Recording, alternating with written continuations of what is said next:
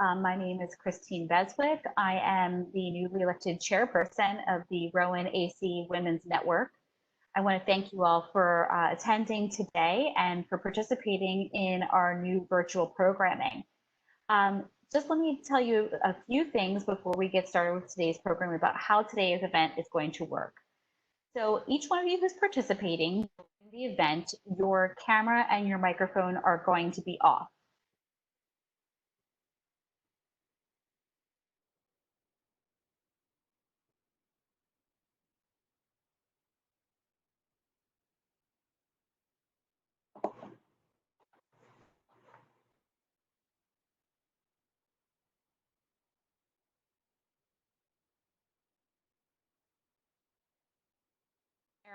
And she's going to be helping us with sending this information to Dr. Gupta for the Q&A. So let me just introduce Dr. Gupta to you all. Dr. Adarsh Gupta is a board-certified physician in family medicine and obesity medicine. He's a speaker and a consultant who specializes in medical weight loss and metabolic disorders. Dr. Gupta has presented nationally, locally, regionally, and internationally on topics related to obesity, weight management, metabolic disorders, and technology in medicine. He has also authored numerous textbook chapters and journal articles. Personally, I would say that I work with Dr. Gupta at our Rowan School of Osteopathic Medicine medical practices, which are called Rowan Medicine. And I found him to be a fantastic physician and a really caring, empathetic teacher as well. So I'm very grateful he could spend some time with us today. And with that, I'm going to turn it over to you, Dr. Gupta. Thank you, Christine. Happy to be here. I'm very delighted that so many people were able to join us for this lecture. As you heard from Ms. Beswick, that I have a practice in Stratford, and I do see patients for medical weight loss as well as for family medicine. And today's topic, I wanted to more focus on the wellness concept, how to stay well, what does wellness really means, and what can we do to maintain that state of wellness. Right. So before we do that, the very first thing we do need to understand is what is health. Right. We always hear that word health, and everybody has different meaning of health. And I've seen people talk about health as it's just you have no disease. And defining health is a different component for a lot of people. So someone may say it's lack of disease and you're healthy. But the question to think about, is health a static condition or it's a dynamic condition? It's just a one-time thing, nothing is changing, or they're interplay of multiple things. Health actually is a state of complete physical, mental, and social well-being, and not just the absence of disease or infirmity. So it's a dynamic process. It's not just one-time thing. From day to the end of the day, from the morning to the end of the day, you go through different emotions, different stress, different health issues, and all that causes a little ripple in your health state. It's a dynamic state. But what's more important is how do you learn to keep with those ripples and bring it back a stable, dynamic, healthy state. So think it like these balls. They're all up here static, but there's a constant motion. But if they are in sync, you're healthy. So health is not a static condition, but a dynamic process that constantly regulates itself to maintain its current being. So with that comes the question, how do we keep myself in this constant state of being? Let's take an example. Let's say this is our health. There are many external changes, environmental challenges that will affect this health because body react to it differently. And we call that stress. This is in response of an organisms to demands, biological stress, psychological stress, mental stress, but these are all stress and they affect your health. But some of those responses are good. They're called eustress, like exercise. They're good for the body. Infant stimulation, that's good for the baby. These are called eustress, healthy stress. But we also have distress, harmful stress, that leads to psychological, mental stresses. When we have a eustress, it leads to good health. But distress That's what leads to illness. Now, if you have an illness, but if you adapt and learn the proper adaptability, good lifestyle, with that, you can convert illness into a healthy state. And for that, what we need is appropriate nutrition, non-threatening environment, supportive relationship, and healthy lifestyle. Healthy lifestyle is one word that actually has different meaning for a lot of people. We're going to go more detailed on that concept, what that is. But the focus is not just about diet and exercise. That's just the one of the little prong of a wheel, but more important thing to really understand how do I maintain my health, well-being. And that brings down the concept of wellness. This concept was developed in 1980, and it's based on the notion that fitness by itself would not necessarily decrease your risk of disease and make it better health. For example, a runner who works out a lot, lifts weight, has a lot of muscle, has a lot of lean body mass, but he also smokes, has under a lot of stress, drinks alcohol. So with all those additional stressors on the psychological and mental part of the body, he may not necessarily be in better health. As we already know that. Even the depression manifests itself in a physical form. People who are depressed and anxious and anxiety may feel palpitations in the heart, may feel stomach upset, may feel nausea. This is how the body is. Every component, whether it's mental, physical, psychosocial, affects the whole body. So when we focus on health, we're really focusing on the wellness. There should be balance for everything. And those are the component of a healthy lifestyle. Wellness is an all-inclusive umbrella that covers a variety of health-related factors. We talked about a few of them, and we're going to go more in detail on some of them. And the wellness lifestyle requires implementation of positive program to change behavior. And the positivism is the key component of a healthy being. Wellness, health, be positive. And this will improve your health, your quality of life, longevity, and improve your total well-being. So the wellness concept is important. The wellness concept has 7 dimensions. That's just not diet and exercise. As most people think about wellness is, I'm exercising every day, I'm eating healthy. That's just not it. There's a many component, social component. How good is your relationship with your family and friend? The positivism, because that affects your wellness. Physical, of course, that we all know, your medical conditions. And if you have a poor habit, smoking, alcohol, and drugs, of course, they're not good for your health, physical health. The spiritual health is to do with your values, the peace, harmony in life. People who are more spiritually inclined doesn't mean that you have to be religious. It just means that you are mindful of your feelings and behavior and the virtues and the thing that's gonna help you reach peace of mind. I think those are the factors. I think focus on spiritual, environmental factors, your community, your planet, how you are related to the people around you, the environment, and does play a role. Intellectual, that comes to your thinking about the situations, your intellect about the optimism, the healthy inquisitiveness. Those are important component for wellness. Not argument, but when you ask a question, you ask to learn something. When somebody asks a question to argue, that kind of an attitude may not give you the intellectual satisfaction, but you get more frustrated. But if you have an intellect where you're more interested in just learning, that's healthy. Inquisitiveness is more important because that will lead to peace of mind, wellness. Emotional component, awareness and coping your feeling. It's very important. It's not, I don't think anybody who has no emotions is a great person. Everybody has emotion and we need to have emotion. We are human beings. But what's more important, how we channel that emotion in the right direction. How do we cope with our feelings of anger, fear, stress, hope, love, joy? Things will happen in everybody's life. It's not like the other person had made me upset. It's just how I reacted to that situation. That's what made me upset. So if I have learned to cope with those feelings better, this will lead you emotional wellness and occupational wellness, your personal fulfillment with your job, your career gives you that satisfaction as well. So there are different kinds of things that really affects your wellness. So when we think about staying well, we have to focus on all things around you. People sometimes refer to that as mindfulness, being aware of things, not necessarily trying to change everything, just know these things are happening and how I'm reacting and what I'm going to do.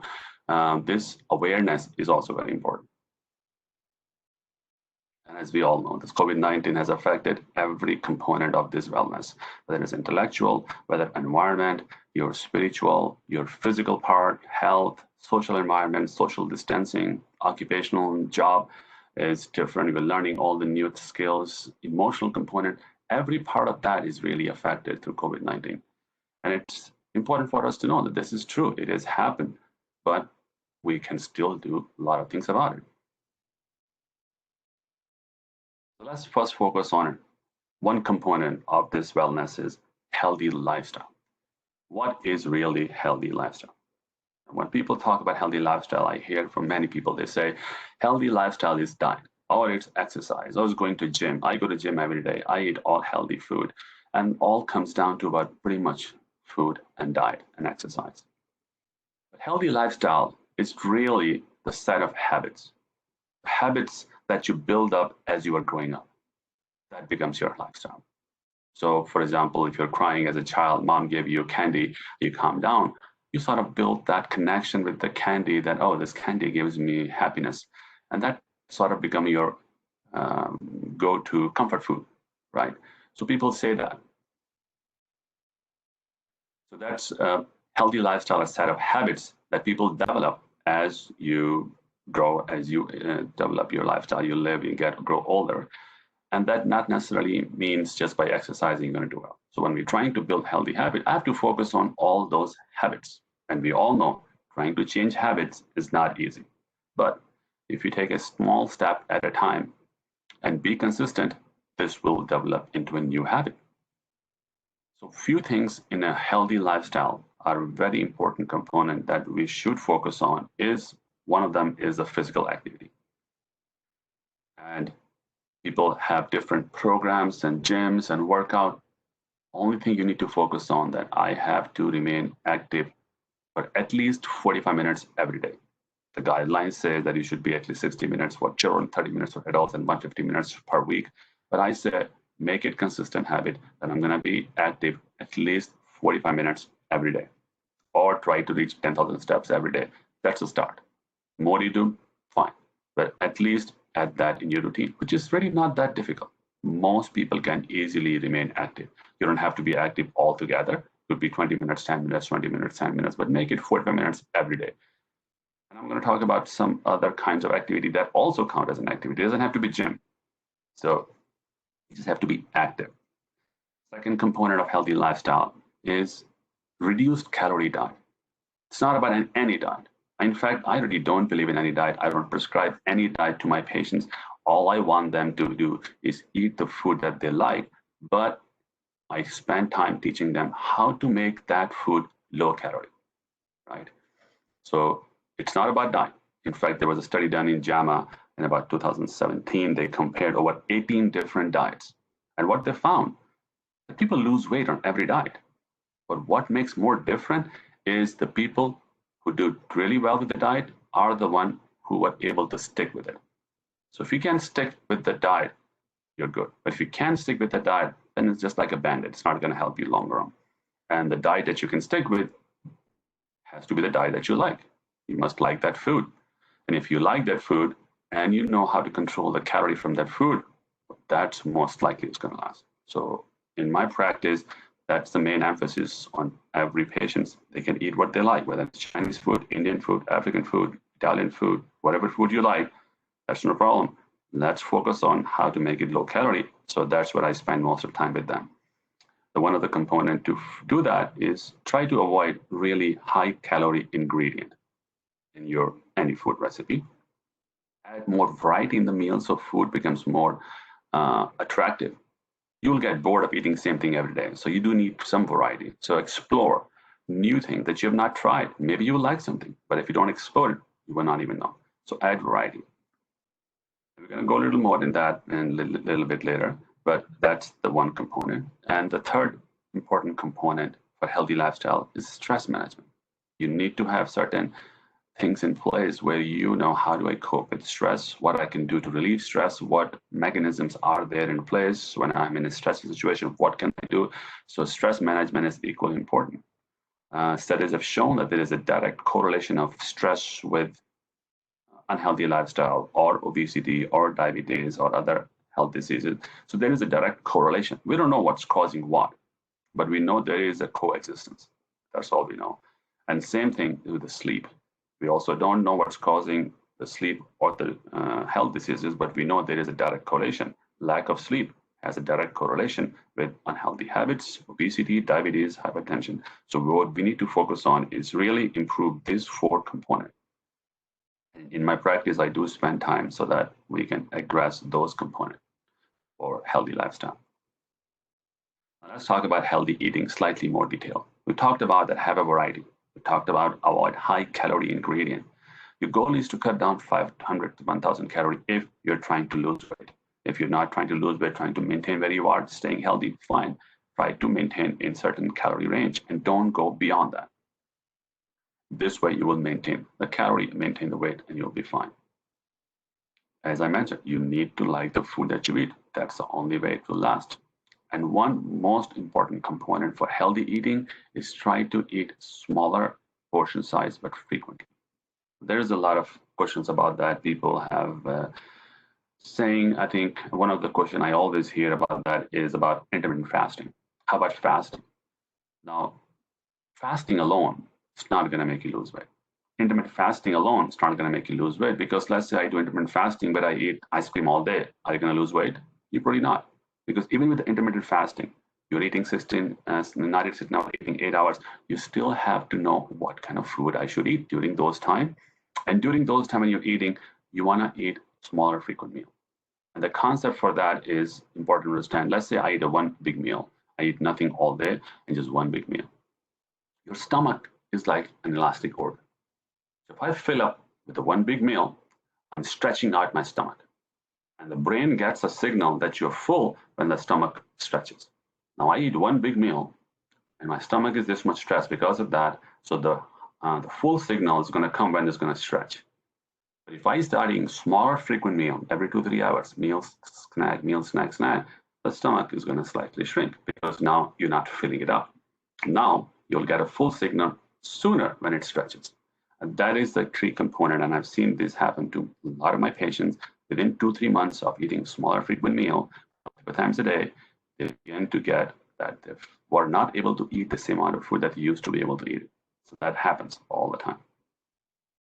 And also what that does is also boost up your energy level. So when you have nothing for a long period of time, your sugar goes down and you feel very sluggish and tired.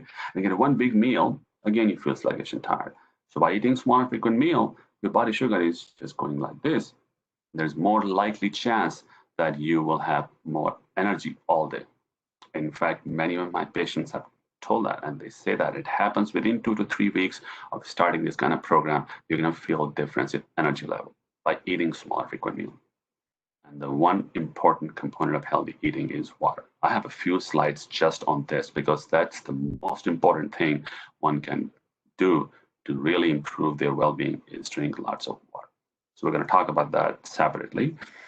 Your food should have, and this slide is directly from the Dietary Guidelines of America.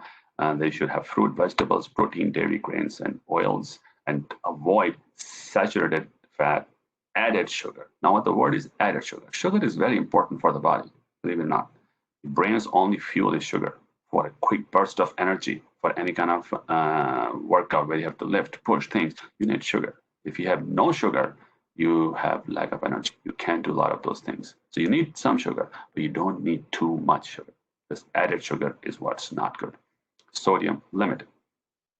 So that's about healthy eating. We're going to talk about water again. And as you mentioned, the way to make food better is to have more variety in the food, variety in nutrient-dense food. And so those are important. This example shows you the food that has one side is a low energy density food, and the right side is a high energy density food. They both have same calorie, But you can see the quantity of food you can get from low energy density food. That means you take away the high calorie ingredient in food, you get so much more variety. Fruits, we have whole wheat bread, and a lot more things. You won't be able to pretty much eat all in one setting, but still not getting too much calorie as opposed to the one on the right. That kind of small substitution will make a difference. There's nothing wrong in eating bread, nothing wrong in eating pizza. You just have to watch the portion size, you have to watch the high calorie ingredient, and you will do well. And still add some fiber and protein along with that. Other thing we talked about is how to make any food into a low calorie item. So for example, you want to eat pasta, but instead of pasta Alfredo with a lot of cheese, have pasta marinara sauce with vegetables. You can still eat pasta, but now you took away a lot of calorie out from just cheese. Right? Now you must have cheese. Okay, have it, but have a small portion size. Either way, you will cut out calories. And many times, if you're having a lot of craving, it's very important to understand hunger and craving are two different things. Hunger builds up slowly, and you eat anything, it goes away. That's the true hunger. Craving happens like this. You smell something, you want it. You see something, you want it. And that's just the trigger in the brain that want this food right now. It's not hunger. So one way to control that, if you eat a smaller portion of that, but eat it slowly, it will fade away, craving will pass, and you'll be fine. But you have not taken too much calorie. So when people say, I really love pasta with Alfredo, well, that's the cravings calling them. And you can easily still control that with slow and steady changes in steady steps in changing your habits. Water, as I mentioned, most overlooked essential nutrient for a healthy lifestyle. Water is the medium that used most nutrient uses as a solvent in the body. It participates actively in biochemical reactions and provides form and structure to the cell. The cells won't shrink when you have too much water. It maintains body temperature. You can live a few weeks without any food, but only a few days without water. And loss of 20% body water causes death, and 10% can cause severe disorders. Water is essential for the body. 55% of female body is water, and 60% of male body is water. We need water. Water has extracellular component and intracellular component. Pure drinking water is the best source of fluid in it. Coffee, tea, colas do have fluid, have water, but they may not be the best source of fluid because the caffeine in the teas and colas and coffee is also as a mild diuretic agent to make you pee more water than just keeping all the water in. But water is the best. Now people say that I don't like the taste of water. I've heard that all the time. Maybe try different kinds of water. There's a spring water, there's a mineral water, there is a distilled water, there's all different kinds of water. If you try to look at water bottle, you realize that what you drank was not the spring water, maybe it was the distilled water, whether it's purified water, whether it's mineral water, and all have different taste. So maybe you like the taste of spring water than the other water, but try water. Nothing beats water. Second question is people ask, how much water should I drink? Let's talk about that. You typically need 64 ounces of water per day. If you're going to be sweating a lot, add extra 1 or 2 glasses of water. You're going to be in the heat a lot, extra 1 or 2 glasses of water. Otherwise, 64 ounces of water, half a gallon of water is usually sufficient for everybody. Now talk about healthy activity. Healthy activity, again, I don't focus on a kind of a diet program or exercise program, workout program. It's very simple. You need only 3 components to be in healthy activity. Number 1, stretching every day. Everybody can do that. Second component, active every day. As I mentioned, 45 minutes of daily activity per day. And the third most important component that most people don't focus on is strength training. Strength training, weightlifting for the entire body. And most people don't focus on that. And what happens with that is you do diet and you do a lot of walking, but no strength training, you will lose muscle. And when you lose muscle is very metabolic organ. So when you lose muscle, your basal metabolic rate goes down, hence your metabolism goes down, and you're not burning off enough calorie. So you reach a point where your body is not burning off enough calorie with lack of muscle, and you're going to gain the weight back. So really want to lose weight and not gain it back. The most important thing you want to do is do integrate strength training in your regimen. And you have to do only 2 times a week, 2 days apart for the entire body. The day you do it, make sure you do the whole body strength training.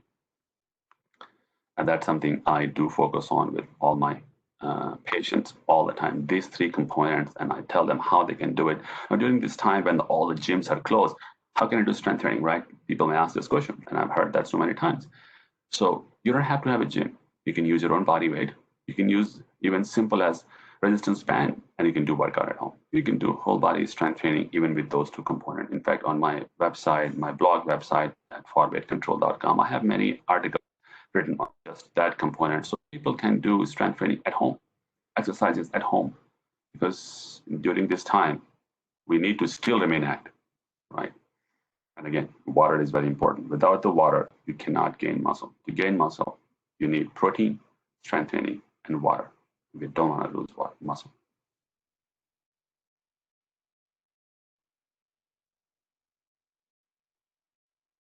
So activities, there are two kinds: program activity and lifestyle activity. Program physical activities are walking, jogging, swimming, strength training, yoga, tai chi. These are actually much more we really refer to as exercise, going to a gym, doing this. But lifestyle activities are equally as important, like taking stairs in the place of elevators, mow the grass, housework, yard work, play with kids, dancing, cleaning house, raking leaves. All this is also an activity. You also burn calorie, and all of those counts. All we want is to be active for 45 minutes every day, whether it's program or lifestyle.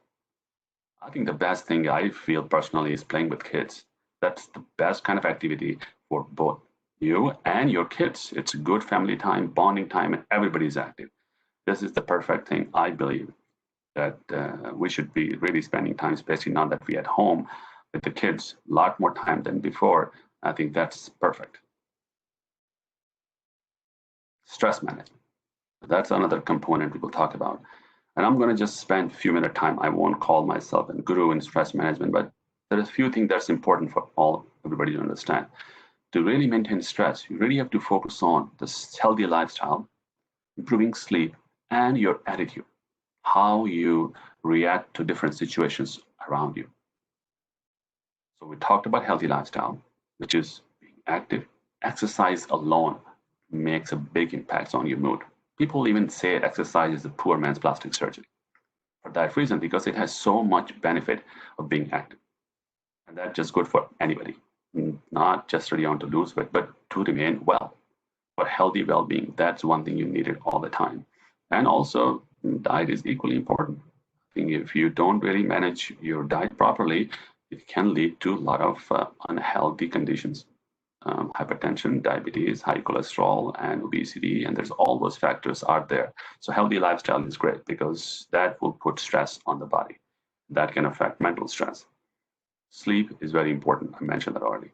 One component that's really important is positivism, having a positive outlook, attitude towards that. So like example, somebody comes home from work and has a lot of stressful day at work. They come home, one person can say, oh my God, it was such a stressful day. I'm just going to open this wine bottle in this jello. Another person can say, oh my God, I had a very stressful day. I need to just go out for a jog and clear my mind. Both people have a different attitude, different outlook toward the same stimuli of job stress.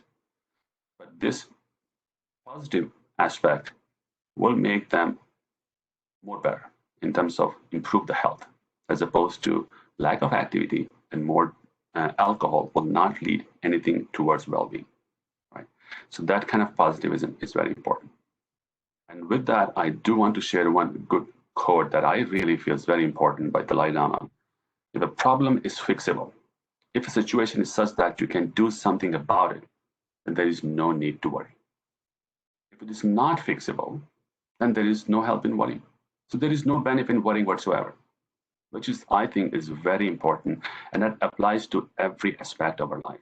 Anything happens to your life, any situation has happened to your life, something happens, some job dissatisfaction, any situation. If you put that perspective as, can I do something about it? If I can do something about it, let's do it. Don't worry. If I cannot do anything about it, then let's focus on something else and not worry. Either way, there is no need to worry. You need to focus on things that you can do, and that gives you a lot more positivism. If you focus on things like, why this happened to me, why this is going on with me, why me, First of all, you have no answers. And all the answers are going to lead to more frustration. That's negative feeling. On the other hand, if you focus more on what I can do about it, so I know it happened to be what can I do about it right now so it can improve my future. Now you're more productive. You're more positive. You're thinking about things that are going to be more useful to you going forward. And then you're going to stop worrying about it. So this is perfect. And this applies to everybody, as every realm is there is really no need of worrying. You want to be cautious. You want to be aware. You want to do things more vigilant and have a positive outlook. Anything happens, there's something good happens, and you can do something good from it, learn something from it. As people say, there is no failure. You always learn something from it, right? You always end up being wise. And so that kind of attitude really helps you build positivism, which is great for mental, psychosocial well-being. The key to a successful, healthy lifestyle change is making changes in your eating and physical activity habits that you can keep for the rest of your life.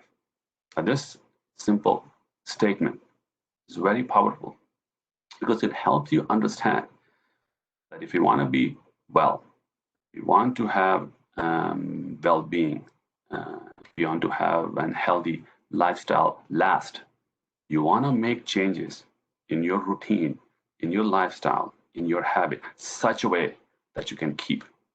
And you can only keep those habits when the changes you make are achievable, are doable, and it will improve your life.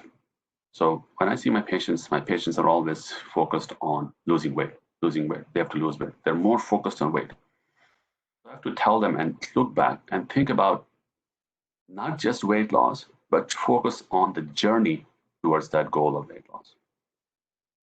So they come back after 2 weeks and they lost only 5 pounds.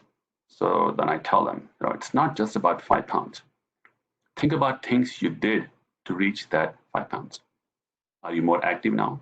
Are you drinking more water now? Are you more aware of calories in the food? Are you more aware of high calorie food? Are you trying to eat on time?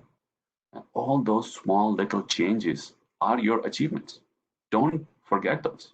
These are the changes you have made in your habit. That's going to help you keep going in the right direction. You will, once you build those habits, healthy lifestyle habits, your goal is in your reach for always and forever. So that's the key component, understanding that I have to make changes in my lifestyle such a way that I can keep. That is why I don't prescribe any diet, because diet means you're eating the food that you don't like for the sake of losing weight, and it's not going to last. If I tell an Italian person that you should go vegan is the best diet. Of course, there's a lot of data in plant-based diet, vegetarian diet, vegan diet, Mediterranean diet, paleo diet. They have a lot of data. There are good diets.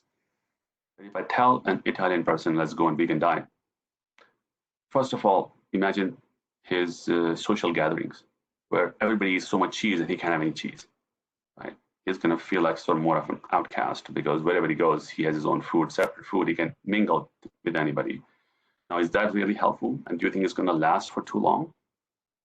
There is nothing really wrong if he wants to eat cheese, but he has to just watch his portion size and he can have a good lifestyle and habit that he can keep. So you want to make those changes that you can keep. That's going to help you in long term.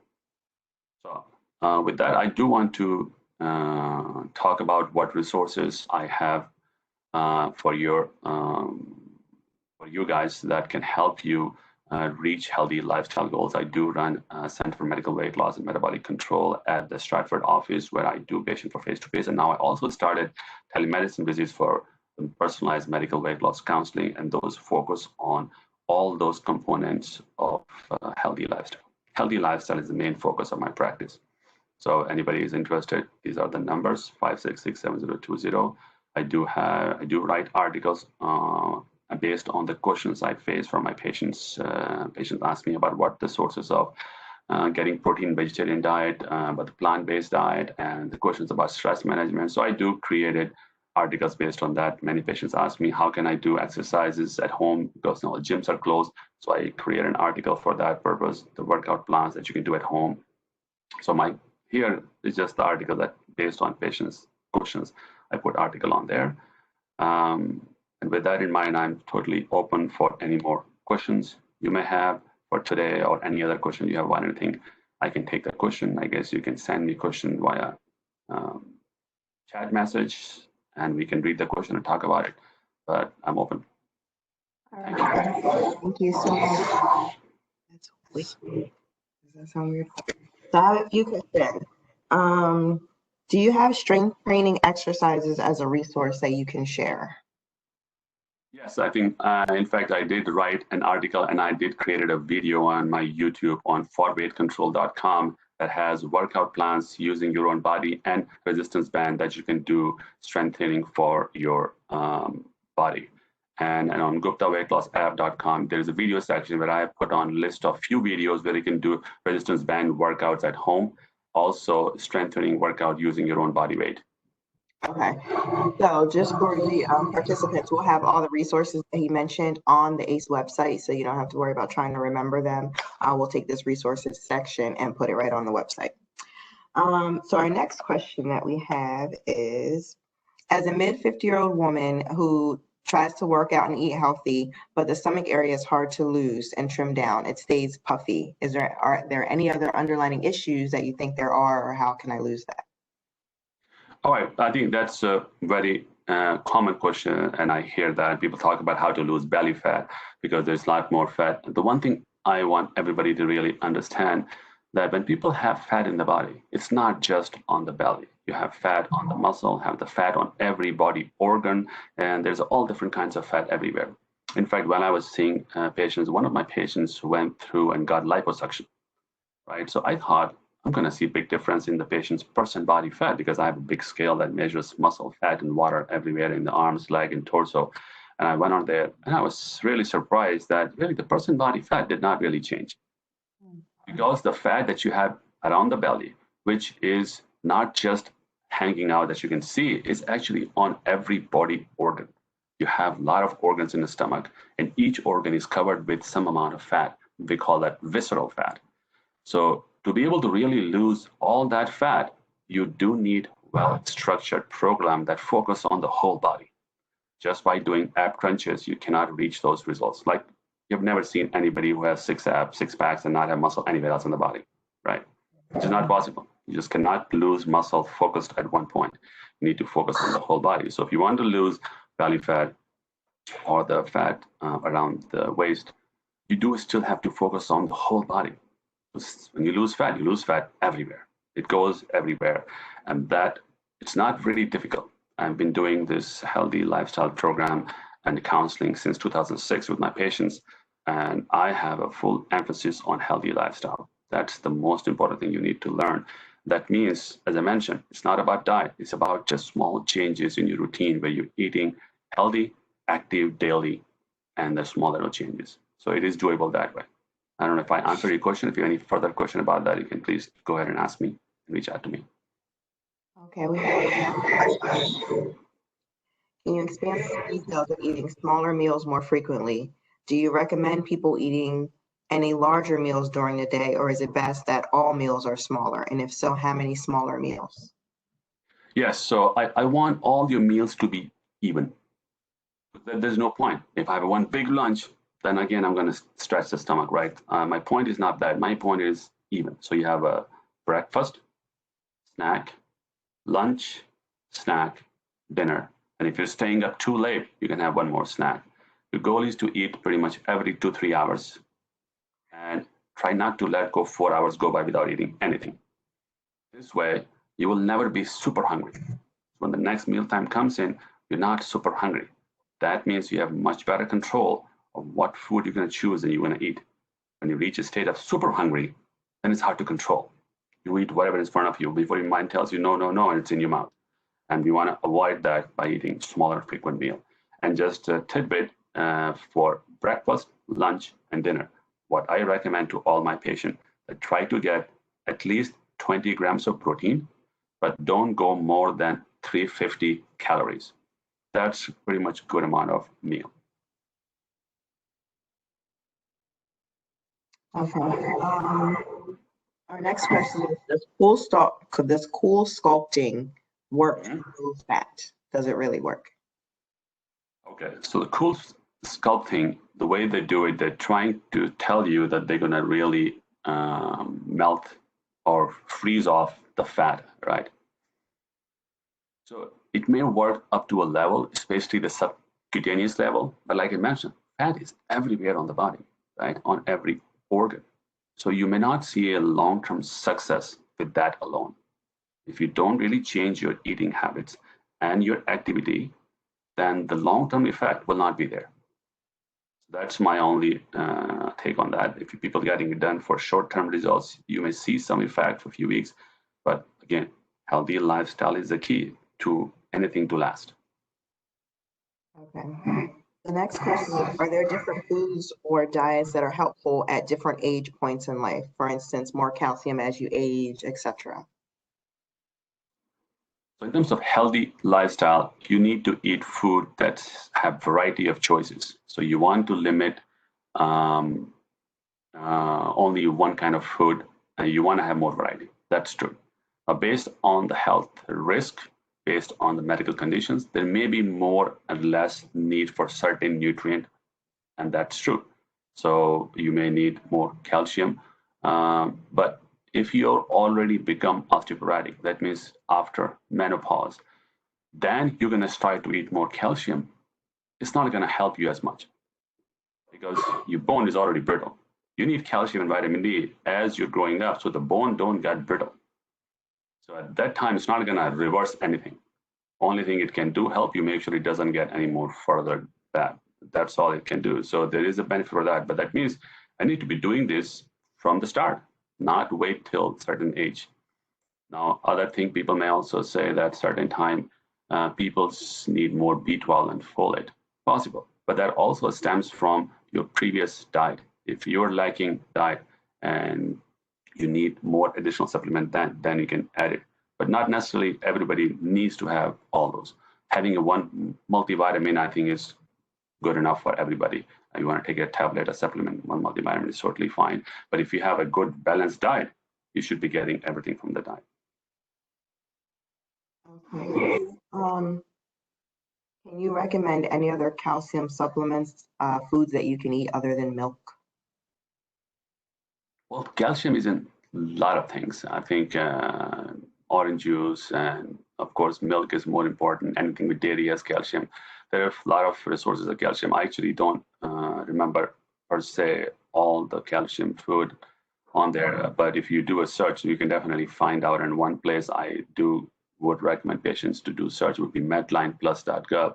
That's a great resource for any patient education information of any kind that deals with health, that doesn't have any people's opinion views. They don't have any kind of blogs. It's just straight fact about everything. So that would be a good source for that. Okay. And is juicing veggies and fruits healthier than eating them alone? Well, I think again, those kind of topics, people have different opinions, but I will give you my take on it. I personally feel, I think if you eat more fruit as a whole, that's better because that gives you a lot more fiber. By juicing it, you may not be getting those fiber, the roughage the body needs. So depending upon how you're juicing it, putting apple with the cover or peel off the cover and then just the apple, I think all those makes a difference. Fresh fruit, of course, is the best. But if you don't like the taste of fruit and you want to mix it up into a juice with some other thing, that's second best. Okay. The next question we have is, the advertisements for weight loss pills and drinks, do they really work to lose weight?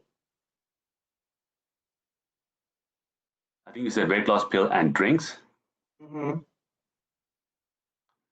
Now, I think when you say weight loss pills, I want to distinguish two things. One is the prescription weight loss medications, and second, the weight loss supplements that's sold over the counter, because they're two separate things. And one thing and the reason I say that, because the weight loss prescription medicines have to go through FDA approval to show benefit that people will be able to lose 5% weight, otherwise FDA will not approve it. As opposed to the weight loss supplement that you see the aisle full of in every grocery store, they don't have to go through anything like that. So they can claim whatever they want, and they may not have exactly what they're saying. They're just supplements. Well, supplements, you take it at your own risk. But they're going to work for you. They're going to interact with your medications. What's going to happen to you? Nobody's tracking it. Nobody's following it. Never been studied like that. So that's why the two distinctions. When I talk about weight loss pill, if the prescription medicine, we know what are the known side effects, what will happen, who is good for. So when I prescribe prescription weight loss medications, I do assess the patient and I have to see whether this medicine is good for them. And I do track them, monitor them every month to make sure they're not having side effect and still seeing benefit. If there is no benefit from the medicine, they're not losing weight, it's not controlling anything, you take them off. When people take supplement, you really have no idea what's in there. You take it at own risk. Whether they say it has this herbal supplement, they have this, first of all, you have no idea. So that's my take on that one, those kind of supplements is they have never been tested. If people had side effect, no one knows because they never recorded it. No one knows what side effect happened because if somebody has something, who's going to report to? Nobody's monitoring it. So I would not recommend for that reason. But I know this is a $46 billion industry of diet industry where everybody is recommending all different kinds of supplements out there for pre-workout, post-workout, weight loss, boosting immune system, boosting your metabolism. But I believe there is nothing like that that can really boost your metabolism as a supplements or boost your energy level. So I would not recommend that. But if people take it, they take it at their own risk and be skeptical of the claims. In terms of drinks, I am not really sure. If you're talking about protein drinks, then that's nothing wrong with that as long as you watch the calorie in those protein drinks. Because some protein drinks are low calorie and high protein. That's fine to drink. Some are very high calorie and high protein. So that will affect your goals. If your goal is to lose weight, you may not see that if they're very high calorie drinks.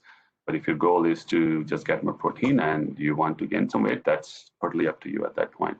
But those drinks, they're fine. I think they are just food. But be still aware if they're claiming that they have something that's going to boost your metabolism or they have something that's going to give you more energy, well, then be skeptical about those claims. Okay. Let's see. At the start of the quarantine in March, I've been snacking more and less active. What is a good mantra I can tell myself to get out of this bad habit?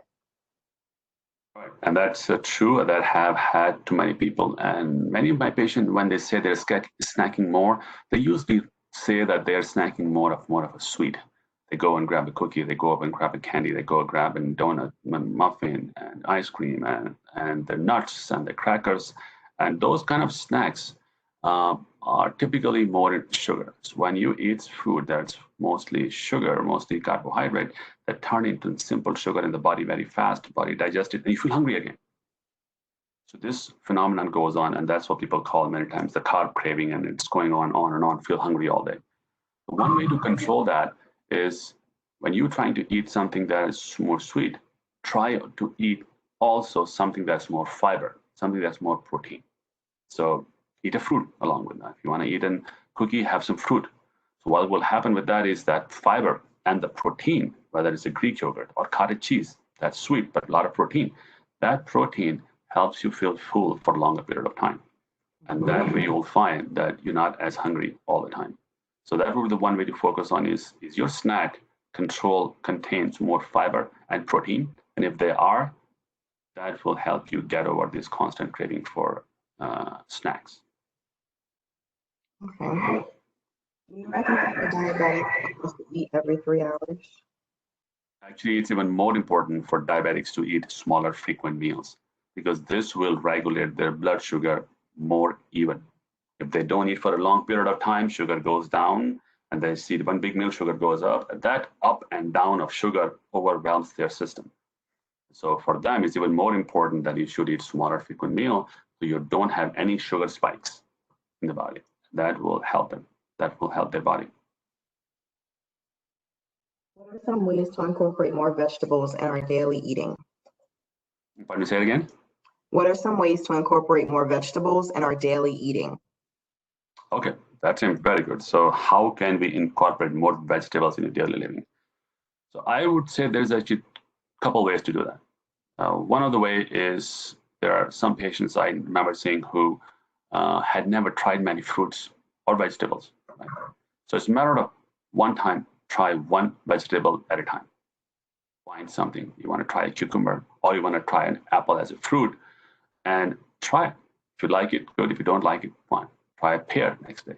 Try one fruit. Slowly. And then you begin to realize there's so many food and fruit and vegetables that you've never tried, but you know you like it. And it happened to me. So my patient, like some patient who never had pear, now he just can't live without pear because he's never even tried it. He didn't even know how they taste like.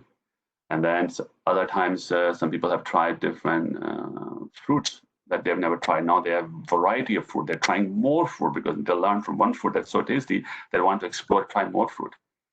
Other way to incorporate vegetables is maybe to know how do I cook a vegetable properly. Because many times when people say I'm eating more vegetables, they put that into salad and eat salad. But you can also cook them many different ways. I can tell you my experience because we eat a lot of, I'm vegetarian and I eat a lot of Indian food. Indian food have over thousands and thousands of recipes of cooked vegetables.